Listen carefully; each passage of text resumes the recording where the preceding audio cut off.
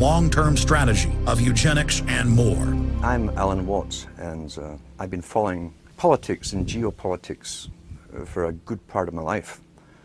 I didn't start off deliberately going out to find out everything that was possibly going on. In fact, I had no idea, to be honest with you, how vast the scale of an agenda, political agenda, is when you're bringing in a global society. Wars have many different purposes. Economics is only simply one big part of it, but cultural change and the building of empire through the defeated nations joining in leagues. Every country was basically signing the same laws, and had been in my whole life, at the same time that affected their societies. Laws were introduced and bills were introduced unbeknownst to the people in those countries that it was being introduced in their neighboring countries or even across the water somewhere at the same time. I realized there was already a governmental control, obviously, that coordinated all of this, and it led me into the United Nations. For every single department of government you have on a federal, local, county, state, provincial level, the United Nations had an equivalent department to deal with everything. It was already set up, in fact, to be global government. H.G. Wells said at the League of Nations, which was the embryo for the United Nations, he said, this is the nucleus of the world governments, when eventually all laws will come from there, be passed and signed into law by treaty of all the member countries. Eventually, we won't even have to go through the farce, and that's what it is, of voting in parties or candidates, because in the latter part of the 20th century and now into the 21st century, we're being trained, rather obviously, to simply accept rule by experts, rule by scientists, rule by professionals, and that's what they mean when they call governance. That's the term used. How do you get a domesticated herd to move from a field, a system in which it's been grazing for 20, 50 years, this kind of system, to this field over here, this new field? Because we have reluctance to change. We like familiarity, we like routine, you see. You do it by various techniques, one of which is revolution. Most revolutions are bloodless. You have cultural revolutions, sexual revolutions. Along with that comes the music revolutions, etc. These literally are designed to alter and direct culture, knowing what kind of culture they'll have at the very end of it too. They know exactly what kind of culture they want to come out of it. You also can do it through crisis creation. Crisis after crisis has been hit on the people of the world since 9/11 happened. And we must understand that the techniques that are used abroad are also used at home in warfare. And we heard the term shock and awe. Shock and awe on the hard force level, as they call it, is bombs, all kinds of acoustic equipment to nullify enemies, scare the hell out of them through voice to skull and so on, which was used in Gulf War I, and it's all over the British media. But you can also use shock and awe on your domestic people again. You do it by crisis after crisis until the public are so terrified. See, the average person has a sort of confidence that they build up where they think, I can manage most things that come my way. Whatever little crisis in my life, what happens to other people, I can deal with.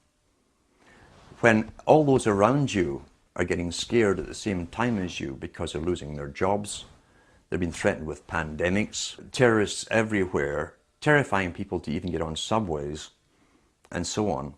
And all those around you, as I say, are also in the same boats. You tend to be more easily directed by the powers that be that come out and speak with authority and confidence over you. That's why they give you a guy like Obama, who's trained in oratory.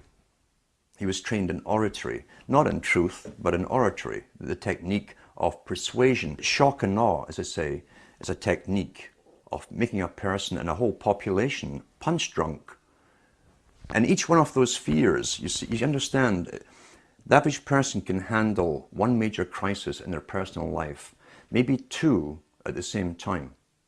It's understood in psychology and many studies that if you have maybe 3 to 4 crises hitting you personally in your life at the same time, you will literally go into an incredible depression, a reactive depression. You can't cope.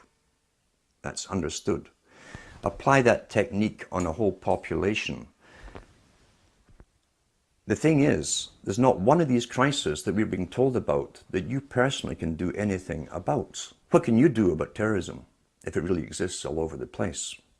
It's out of your hands, you're helpless.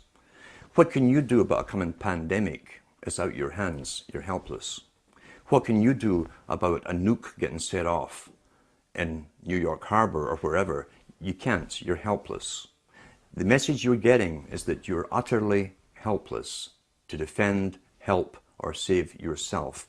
That is complete shock and awe tactic that's been used not only in the US and Canada, but across the world. Same strategy, because we're already global with the global society running us all. Massive psychology and warfare techniques in psychology has been used across the planet to make us succumb to fear and crises, as I say, and none of which we can actually do anything about on an individual level. Therefore, the leaders are presented to us on screen with uniforms or business suits and ties as politicians who speak with confidence, all scripted, of course, and they seem to have everything under control. You're now basically a fearful slave looking up to the powerful master to defend and protect you. That's the simple technique of it. I've been speaking about the Rockefeller Foundation. I was mentioning the fact that in the United States, the Rockefeller Foundation, which also runs, I think it is the Carnegie Foundation today, maybe even the Ford, they're all combined. The families that are given the intergenerational rights, if you like, or authority to lead the world to amalgamation under global governance. Mr. Rockefeller also is heavily involved in the world depopulation strategies. He funds abortion clinics across the planet. He also funds hundreds of other front foundations that you would think were independent from his, but they're actually front foundations. He funds them all through his money. You can trace them all back again to so-called family planning clinics across the entire globe, especially in the third world countries. It seems that Mr. Rockefeller is intensely worried about overpopulation in the near future from countries which will have no industry, etc. And he sees it as his right to start the decimating process, basically, of depopulation. Last winter, I got an invitation to attend something called the World's Citizenship Council, the annual meeting. That kind of floored me because the head of the World Citizenship Council is Mr. Rockefeller himself. And here I am speaking out about and against them. So this did not come out of the blue. They try and get you on board working for them. What was also more startling was they always give members maybe 15 minutes or 20 minutes to speak, and I was offered that to speak on stage to this world meeting. The world's citizenship idea is part of the old idea of Cecil Rhodes up into Lord Milner to the Royal Institute for International Affairs and the Council on Foreign Relations. Mr. Rockefeller is up on Google in some of his conferences giving out World Citizenship Awards to very famous people. So they've already bypassed and have bypassed sovereign nations a long time ago. What other benefits you get from being a world citizen, I'm not certain at all. But I was allowed, he said I'd be allowed to speak at this conference. He did not say what to speak about, or didn't say anything what not to speak about. And he also said that, this chairman, of course, who wrote to me, he also said that I'd be allowed to participate in the round table groups which come after. The round table society is very, very important because the round table societies were set up as far back as the Milner Society and the Rhodes Foundation. They came out with the first round table societies.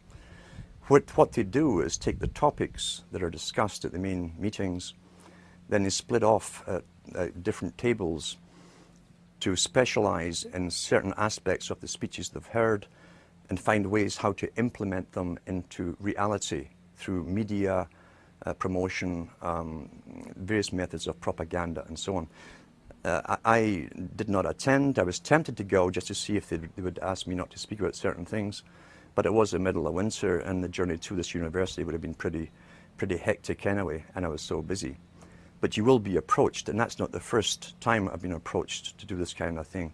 You'll find that some people are bought over. I should go back to Lord Bertrand Russell on this topic, because Lord Bertrand Russell said in one of his own books, the same book in fact, where he talks about those children who manage to escape the indoctrinations, who have intelligence and an ability to communicate to others, must be brought on board the system, employed by the system, bribed into the system if possible. That generally works with most people.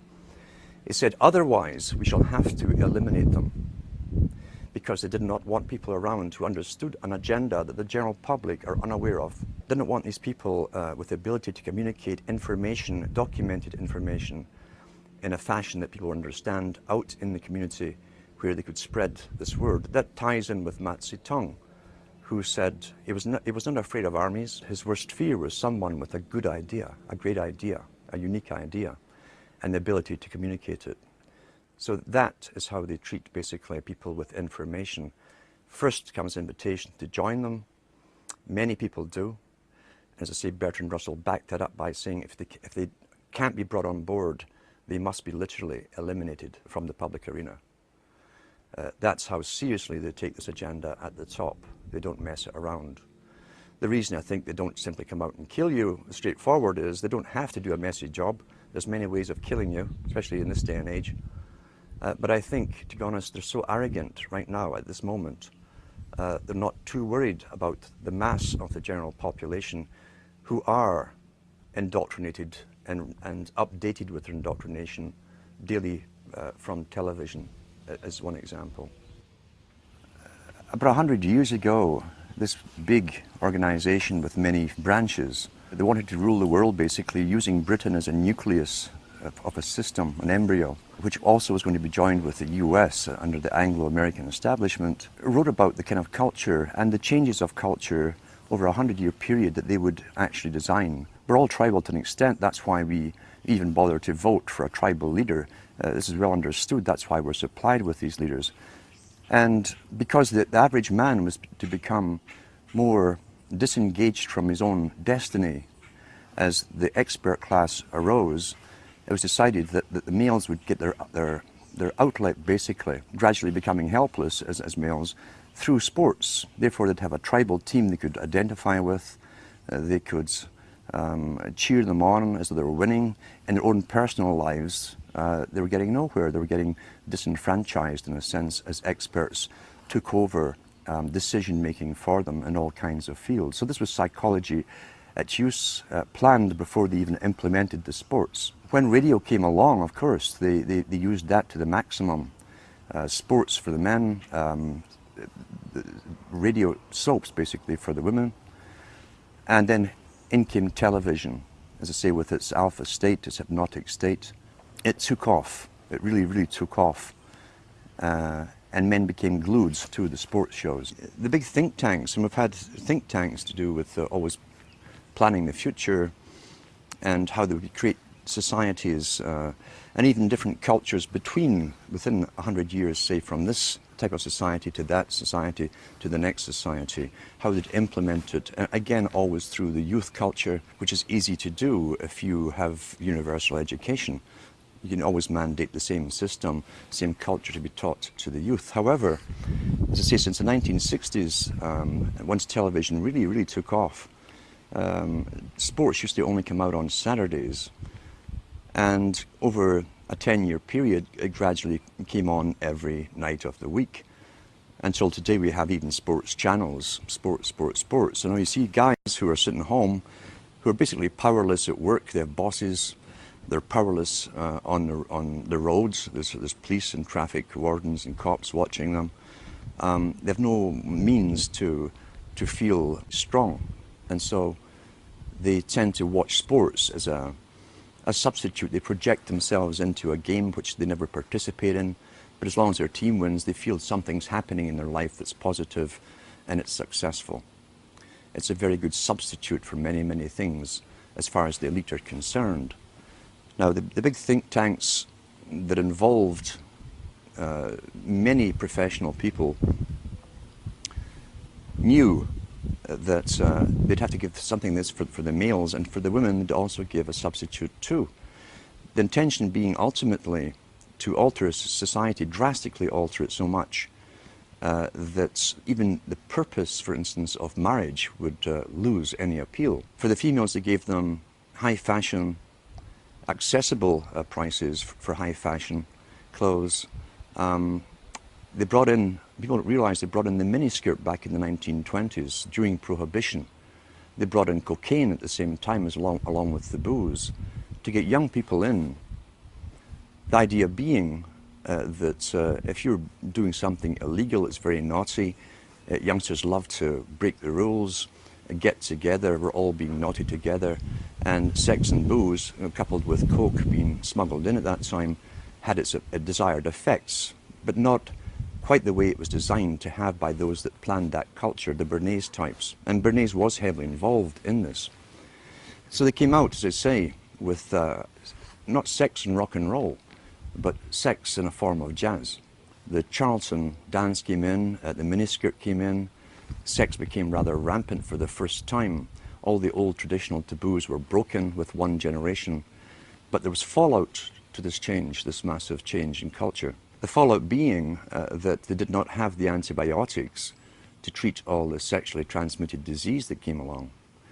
Secondly, they didn't have the legal abortion clinics to take care of the unwanted children that also were produced by hyper-promiscuity. They opened up big orphanages to try and take care of this, the boys' towns. They had ones for girls too. But there was so much backlash, especially in the United States, from the old Christian communities, that they had to tone it all down. It kind of flopped, as I say. Sexually transmitted disease became rampant, so did unwanted pregnancies and abortions. And so they went back to the drawing board, because remember, before this all happened, the big players, the new high priesthood, we'll call them, of the Time Lords, those who create the future, work in think tanks for the big establishment, had a definite mandate. The only problem was how do you achieve that mandate over a time period. So they went back to the drawing board, and they've always known, for instance, that in wartime, more children are produced because young people who might go off to die tomorrow tend to be far more promiscuous. They brought this back after World War II big time and worked on it steadily. All their tax money went into one particular area of research, not just for the atomic weaponry and so on. It went into finding ways of finding a contraceptive that was effective. When they found it and launched it on the scene, at the same time as they launched what they called pop music, along with drugs, LSD and so on, they brought out the contraceptive. So then permission was given, in a sense, and promoted from the top down, even from the BBC, which is, remember, the BBC is owned by the British government. It's an arm of the British government. It talks on behalf of the dominant minority who rule Britain. So they began to promote all this stuff. All the DJs they'd bring on television would interview the top pop stars of the day. They were all stoned out their minds. Some of them were falling out of chairs, and the interviewers would say, "Tee-hee, aren't we naughty children?" All aimed at a young generation to emulate. This is what we do. Monkey see, monkey do. Once again, remember, the prime intent was to break the old culture of boy meets girl, going together for a while, getting engaged, getting married, having children. The family unit, they'd said, when they had the League of Nations, which was the precursor of the United Nations, said they'd have to destroy the family unit.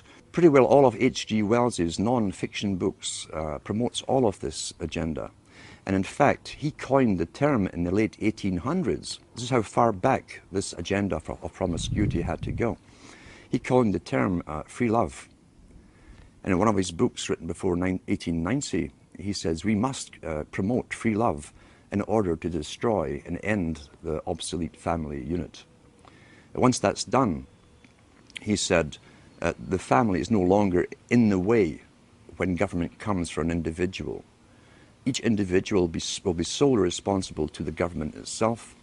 and no family will stand up around them like a primitive tribe and defend them. At the same time, the foundations within the United States and Britain and elsewhere were funding what appeared to be far left groups, communist groups. So much so, as I say, the Rees Commission went in to look into this from the 50s to find out why top capitalists who owned international corporations and banks, international banks, were putting up foundations to fund far left groups. Well, we know now it was to literally destroy the old culture in order to bring in the new culture, the new society. So therefore you have the proliferation of sexual activity. The fallout still came from unwanted pregnancies, far reduced than it had before because of contraception. But then came the lead of the feminist charge, again funded by the Rockefeller Foundation in the States, to spearhead and demonstrate and demand the rights for abortion.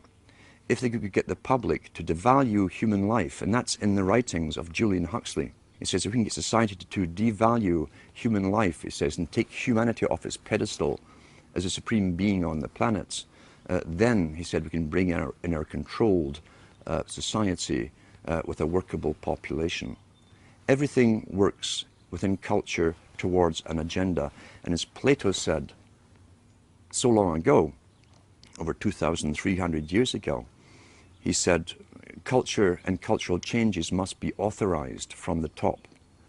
If it's grassroots, truly grassroots, then it's outside of the elite's control, and ripple effects could occur, and it could spread anywhere. They couldn't control it, contain it anymore. Therefore, the major changes in culture, which Plato said came through drama and the emulation of actors, actresses, including fashions that they wore, and the music they heard, had to be strictly regulated and authorized from the top. The whole science of this, which was always a science, and understood by those in those businesses, was used to the maximum to literally drastically alter culture so radically in the 60s and 70s that they could never return to a past way of living. We tie that in with another big player, Lord Bertrand Russell, who had experimental schools under royal charter, where he could do things that anyone else would be locked up for doing. He said in his own schools, and there were mixed schools, he said that if he could encourage pre-pubertal sexuality amongst the children, encourage multiple partners from before puberty, he says the chances, because of study and observation, the chances of them ever bonding with one person for the rest of their life was pretty well obsolete, null and void, wouldn't happen. Therefore, that technique all came into play during the 60s. It was called free love. Drugs helped it along the way. And that was the beginning of what we saw as short-term relationships. Divorces became more and more common. Interestingly enough, divorces really took off not because society demanded it or it came from a need or demand from the people.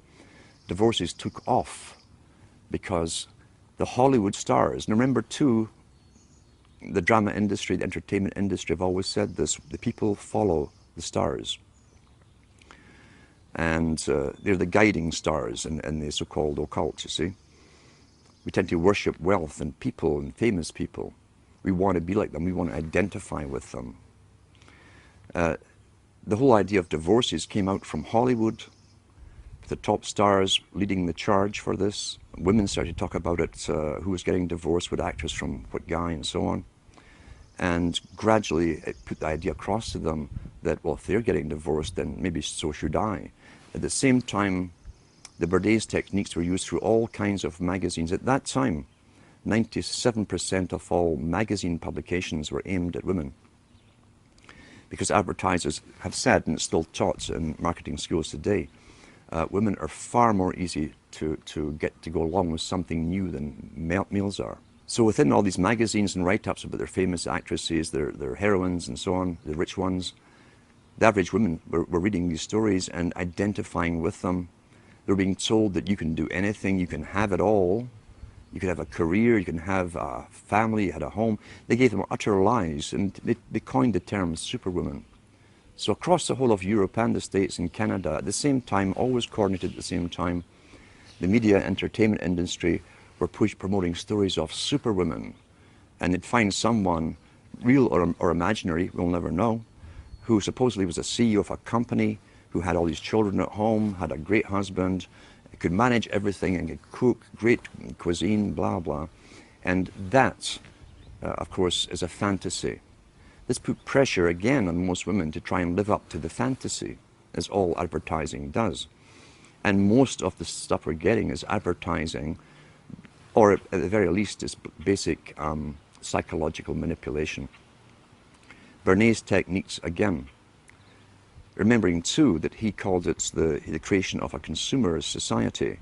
Well-behaved people, as long as there's money going around, they would go into the material world and they would forgo having children. That's the same thing as Charles Galton Darwin talks about. If we can encourage the woman and the male to go after the material benefits of the world, there's a slimmer chance they'll actually have children who tend to be economically burdensome.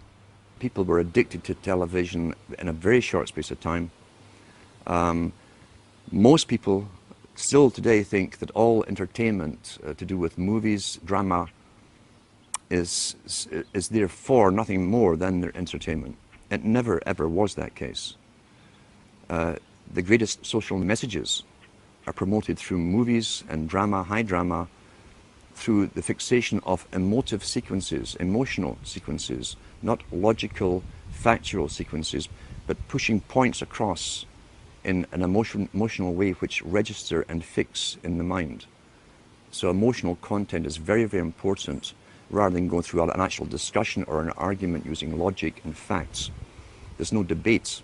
And when you're being downloaded through fiction, your guard is down, the censor part of your brain is not in action as you would in a debate or a lecture. You're actually in an alpha state, being completely downloaded with new ideas. Very similar to a computer. And so therefore, a culture industry, which is called by its own the culture industry. The Soviet Union had a department called the culture industry. Their actors and directors were called the cultural leaders. All you have to do is keep giving them new updates every so often, and you can change an entire country or a nation or a block of nations who are all getting the same upgrades at the same time along certain paths. Today we call it political correctness. Most people want to belong to their peer group. They want to be the same as everyone else when it comes to opinions. In fact, they judge their own personal sanity by bouncing ideas off their neighbors and friends who will answer back and agree on these same topics in kind. It doesn't matter if the topics or what you're given are facts or utter nonsense, as long as everyone agrees at the same time. You'll say, well, I'm sane, and your friends will all agree because they've had the same information given to them. We don't only get the same information given to us, we're led through sequences, even documentaries, to leave you with a predetermined fixed conclusion on any given topic. Most folk are, once again, unaware of this. They think, I've just been given all the facts on this topic, and this is the obvious conclusion, which is always given to you by the final experts on the particular program. There's no thinking involved. We tie this in with the Brzezinski. Brzezinski said in 2 Ages, now this guy was way up with the NSA. He's a master geopolitician. He admits he works in 20, 50-year periods to do with geopolitics in other countries. But he said himself, the public will shortly be unable to think or reason for themselves.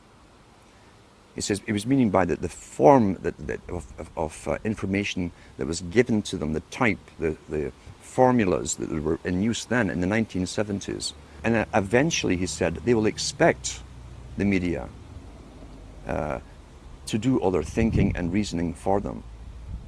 Well, that's happened today. That's why people today can't think outside of their programming from television. I'll give an instance, in fact, of why TV was so important, to show you that it was so important to have it in the homes of ordinary people. Now, most countries in Europe, for instance, up into the 1950s and 60s, and I'll give an example, is Britain. The working class people did not have credit cards. You could not get a credit card. You couldn't get a bank loan without collateral to put something up against it. So therefore you were at pretty well a fixed income. There was no extra cash outside of rent, food and so on, clothes for the children, essentials. There was no extras for luxuries. There was no credit given to them. Yet the British government, just like the Chinese government did 2 years ago, made it a mandate that every household in Britain must get a television set. And what they did, they made one exception out of all the things that the people could need, really needed. They made one exception. They allowed credit companies to come into being. They could go round the houses every week and collect half a crown or 5 shillings or whatever it was and pay off a used television set. The British government made a deal with the United States of America to buy in used televisions which were then reconditioned to be sold to the working class all across Britain. As I say, they wanted a TV in every home. Now, since when is government interested in how happy you are at home? You know, there's another reason for this. And sure enough, the working classes all got these DER. DER was the company that brought them all into Britain. And the guys came around every weekend collecting their half crown, 5 shillings. And suddenly and I can remember where I was, it was one of the last areas really to get television, a real working class area. I can remember this high being taken by my parents to the local park on a weekend and passing dozens and dozens and dozens of other couples on the way with their toddlers as well. When he got to the park, which was a valley, there were over maybe 1,000, 1,500 couples along the grass in the valley. And that's where everything was discussed. Local politics, national politics, labor unions to do with their mining and so on. And everyone mingled with everyone else, old school friends and so on. That system had been going on for hundreds of years, where people communicated thoughts, real feelings, real things that really mattered to them and their communities, to each other, conversation. When the TV came in, and I was still about this high, within about a month, I could go down that park every weekend and no one was there. It literally overnight killed off the socialization and interaction between people and tradition, again, where they exchanged viewpoints, gave each other news, helped each other out, who was sick, who was this, who was that. Everyone helped each other out. And from then on, you could pass rows and rows and rows of these old, and they were called row houses, all joined together. And all you saw at night was the flickering of that bluish light in the windows. And that was the end. That was the end of real communities. It happened within a matter of about a month. The flicker rate on the television is very, very important. It was timed to be so many cycles per second, and it actually just meets with the brain patterns for an alpha state. When our brain sees it through our eyes, we start to adopt that flicker rate in our mind, and we go into a deep alpha state. Watch children and watch their mouths.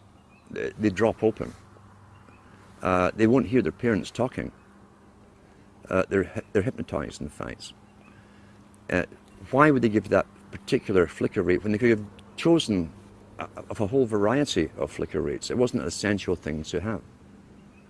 So it was done for a purpose. It was meant to be hypnotic. It was meant to be used as a tool of propaganda and indoctrination, even through the guise of entertainment and so on.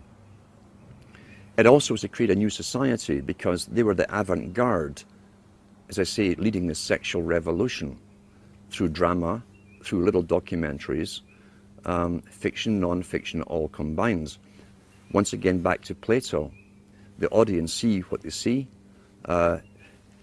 You understand that it's even worked out towards different age groups. There's something on for everybody's age group. Each age group is actually being updated as well, even the elderly ones, into new ways of thinking or seeing things. But the target mainly was for youngsters.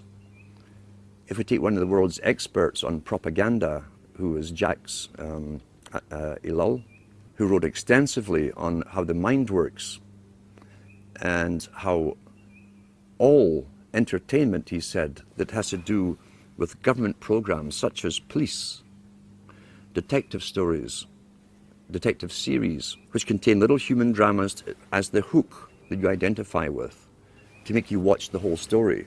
Child gets kidnapped, detective goes on a hunt, he goes through hell and fire to get that child back. You identify with the hero if you're a male, you'll identify with the heroine if you're female. And that's the hook to get you to watch them. But what he said was all dramas to do with police or even the military in movies are pure propaganda. Pure propaganda. The human story is just the bait to make you watch through it, to get you to identify with it. Because once again, there's always a message left somewhere in the movie. It might even be a message that's against your own morality. It could be where the cop, for instance, does sleep with this beautiful woman while his wife is at home, and it's all part of the story, and even tell you why he did this. He was feeling down that day, blah, blah, blah. And so you've just again altered your viewpoints on how you yourself might behave in that situation. And that sometimes that kind of thing can be justified. That's how you're downloaded through entertainment. It's there to alter and direct and always upgrade into another step of the direction that the entire culture for someone else's purpose. Let's talk about the effects of the alpha state first of all.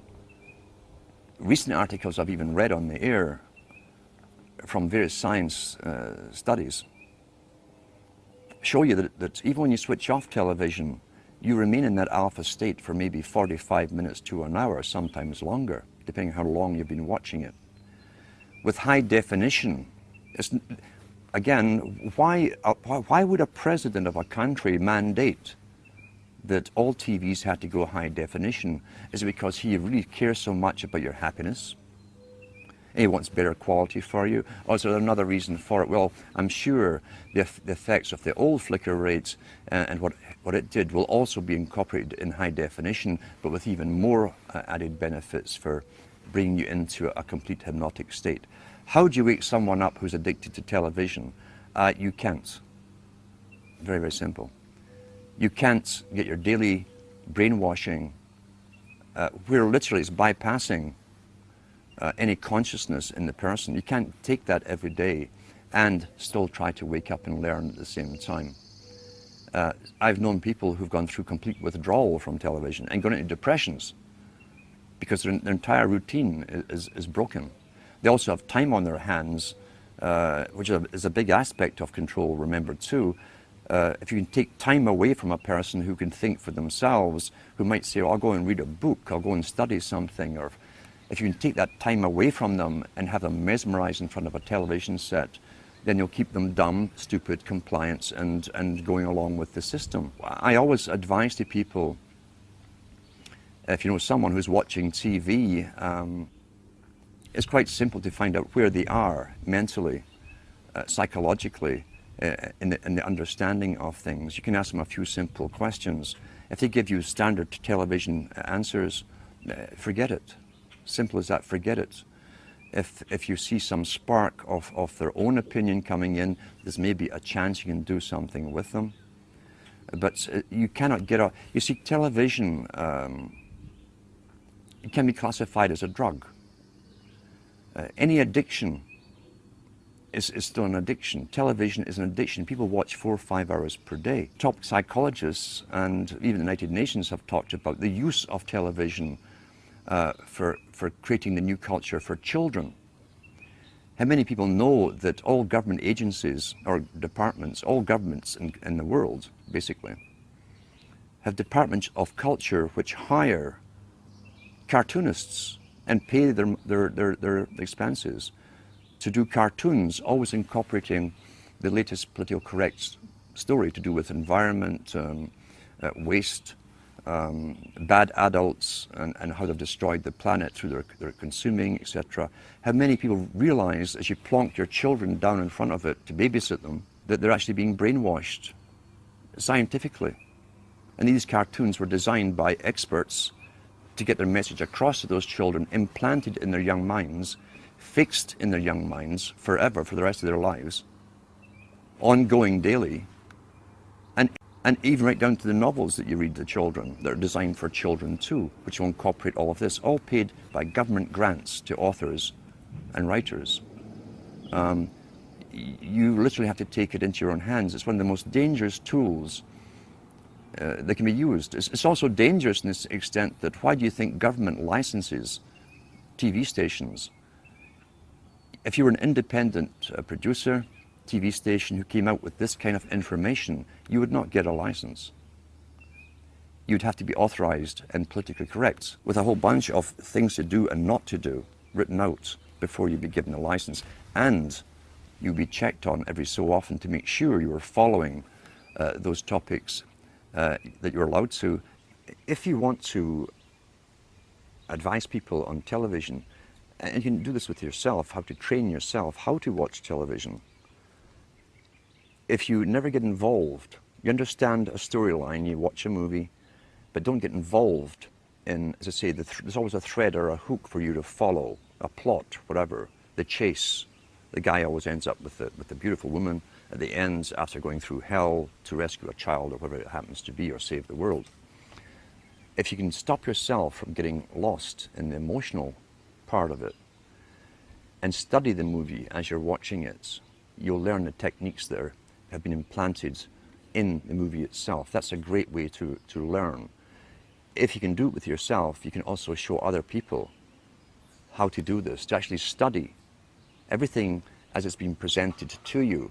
And eventually what you'll find is that when you're watching even documentaries, you'll see how the documentaries themselves are shaped to give you the opinions, often very strong opinions, without giving you specific facts or giving you distorted facts, etc. Learn how to critically analyze and think as you're watching. And if you can show others this technique, a good example is sit down with someone who regularly watches a good movie, one that you've previously watched, and then point out all the politically correct little inserted words, slogans, phrases that have been put in there, and show them how it's been done. That way it can actually be fun to study television and write down all the different things that they've missed, but it's all implanted subconsciously in their mind, because those implants, those subconscious implants, will become their opinions, and they will never know how they arrived at them. They won't remember it's from this particular documentary, this particular movie, or whatever. So that can also be fun.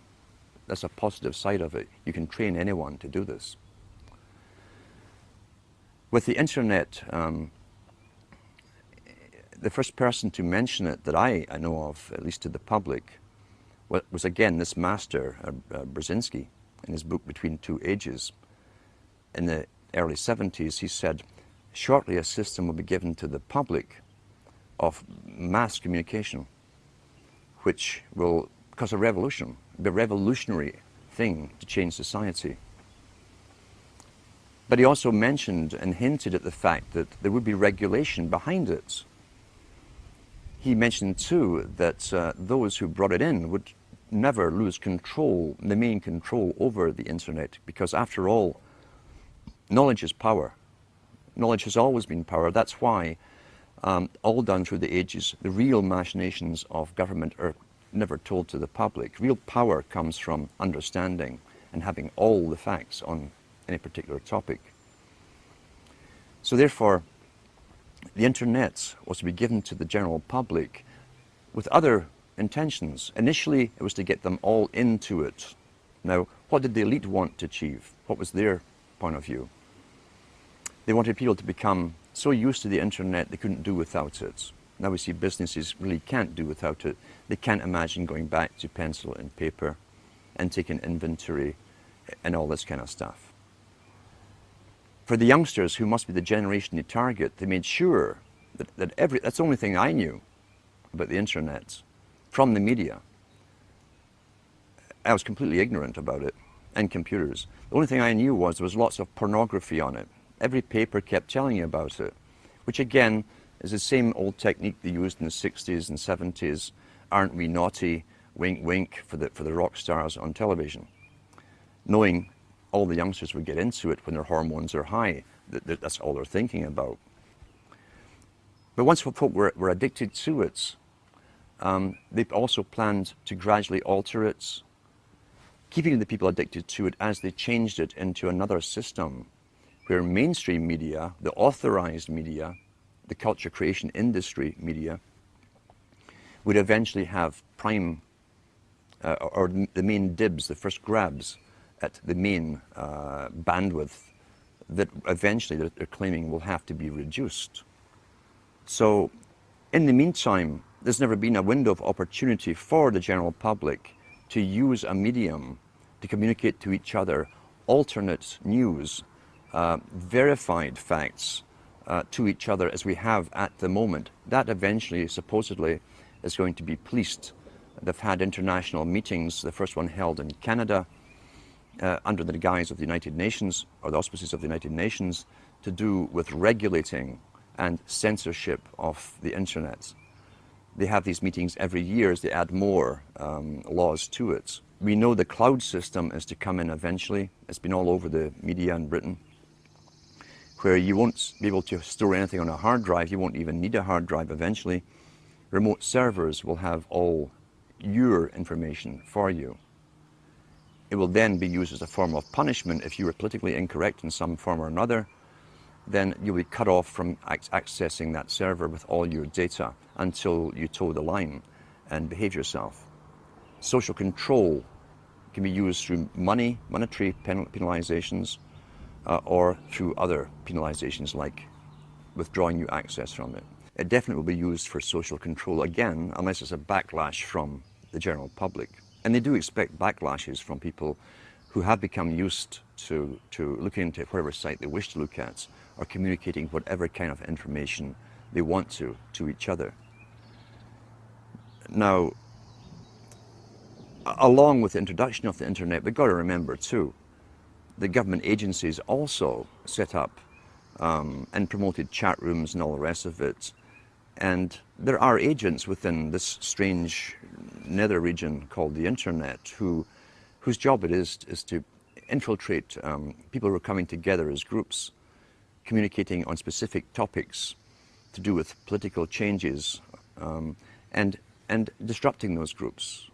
So already it's a battlefield, and they called it the cyber wars long before they even gave this internet to the people. It had been an informational war, they said in all the papers. Therefore, government intelligence agencies would have to expand their roles with mandates to also be in this invisible world where they would manipulate various groups from within as well.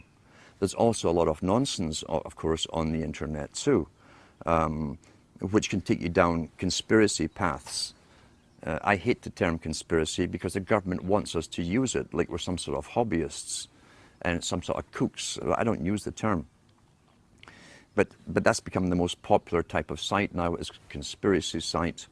And there's many out there, there's professional agents out there as well, who've been funded by governments and even launched by governments, to be well known, especially in Europe, to lead the conspiracy sites. Then they bring in the UFOs, the aliens, until you have achieved your goal. Counterintelligence. Let's talk about counterintelligence and how it works. What is intelligence? Intelligence gathering is sending agents out to simply listen. To listen in marketplaces, bars, cafes, as to what the people are discussing. Lawrence of Arabia, in his own book, 7 Pillars of Wisdom, was trained as an agent. He was trained in Arabic languages. He was given lots of money, he and 11 other people, trained from Cambridge, and sent over to the Arabic countries to start up Arabic newspapers. Once they started putting stories in the newspapers, they went round the marketplaces, they hired lots of guys to listen to gossip, to see if the intelligence they were putting out in the papers was being discussed by the recipients, the readers. That's basic intelligence gathering. What is counterintelligence? Counterintelligence, from a government's perspective, is taking information and data that could be bad for the ruling regime, and finding ways to counter that knowledge, counter it. What you do, standard-wise, if you can't defame the person who's bringing out a truth or kill them, is to bring out your own heroes. Launch them well, finance them well into the same area. Saying the same stuff that others are talking about is called intelligence. Giving out facts. And once they have the following, then they start bringing in aliens and UFOs. And they bring in the New Age, the whole New Age religion into it. Spirituality is the big term they're using today. Until a newcomer, a skeptic, will hear this stuff from the paid agent, who's very good, who says gives the same data as the person who doesn't go into the UFOs and so on. But the guy who doesn't go into the UFOs, aliens, reptilians, and all the rest of it, suddenly is thrown out with the other guy. You're classified with them by association. Your topics are associated. Even though you stay clear of the fantasy stuff, the disinformation, you'll be lumped along with them. And then you've countered the intelligence. When you mention the facts, people laugh at you, say, oh, you probably believe that the aliens are running the world now. And that's it. That's counterintelligence. And that is also all over the internet. And it's paid for by, again, government psyops operations. Some groups that I've found are doing really good work, where people decide to get together physically, and they will choose a book to read to do with the factual data that's available to the public that can be proven. Oh, Henry Kissinger. And they'll go through it. They'll analyze the book. They'll analyze the phrases. They'll analyze the contents. They start to participate in what they're reading, because others will remember this particular era, this time when this event happened, can add to the thing and so on. That's participation, that's communication, and other information, as I say, from those involved who live through things can be added to the whole thing, giving you a much more complete picture. So it's a good idea to start this kind of thing off in your local area, even if there's only two of you that started off. Don't sit and laugh. It's kind of comical at first when you say, oh, we're going to discuss this book. You've never done anything like this in your lifetime. Sit down and get yourself a coffee or a beer or whatever you need, and take turns at reading. And ask the other guy, do you have anything to add what I've just read? Do you have any insights into it? What do you think of this? It gets you stimulated into participating and really thinking, because everybody who's alive today has been trained literally not to have to think. As Brzezinski said, shortly the public will be unable to reason or think for themselves. They'll expect the media to do the reasoning for them. So let's counter that. Let's get back to thinking for ourselves, using the data, the material, get involved, start using our minds again. And you'll be surprised, it's like a muscle you haven't used for a long time, how quickly you start to use it, how sharp you become so quickly. And if you can get larger groups and larger groups together doing the same thing, and then you can branch them together, communicate together, then they suggest other books that you haven't heard of. Maybe you need a particular book for evidence. I have stacks of them at home. Everyone has access somewhere to some material that got stuck away. And when you start putting all of this material together, mainly through, as I say, discussion and reading groups, you can add to the knowledge. The more knowledge and facts, actual factual data you can put together, the bigger your arsenal is. And the easier it becomes to show people and convince them, look, this is authenticated stuff. Here's the factual data, here's the physical book. Read from that book, and then have your discussions. What do you think about this? What do you think they meant by this? What do you think has happened? Have they fulfilled this part of an agenda? And most people will say, yeah, they have. Well, here's how they did it. The evidence is all there, but knowledge, remember, is scattered. That's also why, since the 70s and so on, televisions were put up in places where people used to communicate to each other, bars and restaurants, the pubs of Europe. Everyone talked and discussed everything. The televisions were all put in for a reason. And now everyone's mesmerized, and you can hear sports or loud music. You can't communicate anymore. That was government promoted, because the government licensed the big chains of taverns and pubs all throughout Europe. And so what you've got, really, It's deliberate attempts. Nothing happens for no reason. Why? The customers weren't demanded. They were bored in bars as they discussed topics. People would just move around the pub talking and listening to the conversations, and they'd join in the one that you liked. Why was it so important to destroy communication? It's because it's a main propaganda tool that stops communication between people, even in a room. If you notice too, they don't even discuss the topics, once the news is read to them, to each other.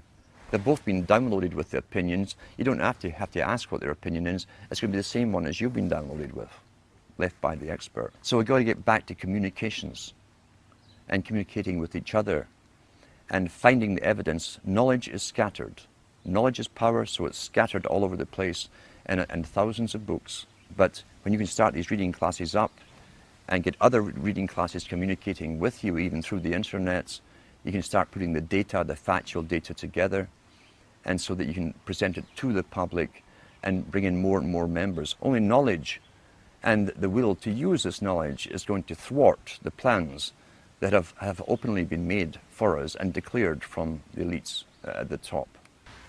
The whole problem of being involved in a community can be a double-edged sword. We know, for instance, that communitarianism is a term used first by Bush Sr., talking about the collectivist society coming in. The United Nations has us all split up into communities. It's promoted through local TV. Even Sudbury here has your community. This is your local community. Be involved in your community. They're talking about a politically correct community. That's the problem. Government really penetrated and altered and distorted and changed society through communities. Not just with television, which has certainly destroyed the community spirit. The intent of governments, this is how abusers work too. Abusers work with the same technique because they want power over a victim. The abuser will come in and take care initially of problems of the abused.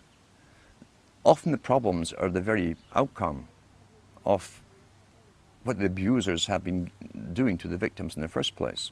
Governments came in with welfare, for instance, a long time ago, in all countries about the same time. At one time, families helped each other out. You didn't need welfare. If someone lost their job, everyone chipped in. You didn't condemn the family member for being unemployed or ill or whatever, or losing their job. Families helped each other. Now, the family, remember, is still really the smallest nucleus of a tribe. And then government came in with unemployment insurance, which they took off you, but nothing was for free. And gradually over time, when people became unemployed or even sick for a while and couldn't work, I heard people even say to their own relatives, well, go to welfare, that's what they're for. There are social agencies to deal with this. Until today, we're in a sad state where even close relatives won't help each other out. They expect the government, the abuser, the government is the abuser. They expect the government to take care of all financial problems for the unfortunate victims. And they stop helping each other out. We've got to start reclaiming the rights to, and you can do it personally with people you know, to help other people out and start countering the government's mandate. Because the government's mandate is for control over the victims, not to help the victims. Those who fall under that particular level into the welfare state have their lives run by government agencies and social workers. That's what Huxley says. He says that they won't need their survival capabilities. Russell said the same thing, because the government is taking care and making all their decisions for them. In order to help you, it's really to take you over and have you obeying them and their system. That's what you're up against, a planned war strategy, making them dependent upon government services, not their family units, not their brothers and sisters, their fathers or mothers, but on the state itself. We've got to counter that and become involved again in the lives of those around us and have our own true communities. It doesn't matter if there's only 5 of you in a community, even if you live in a town or a city, that's your own little community where you all have something in common. What it really is gaining knowledge for your own and others' self-preservation and survival into the future. These video interviews have all been exclusive, and they're going to be archived at prisonplanet.tv. Please download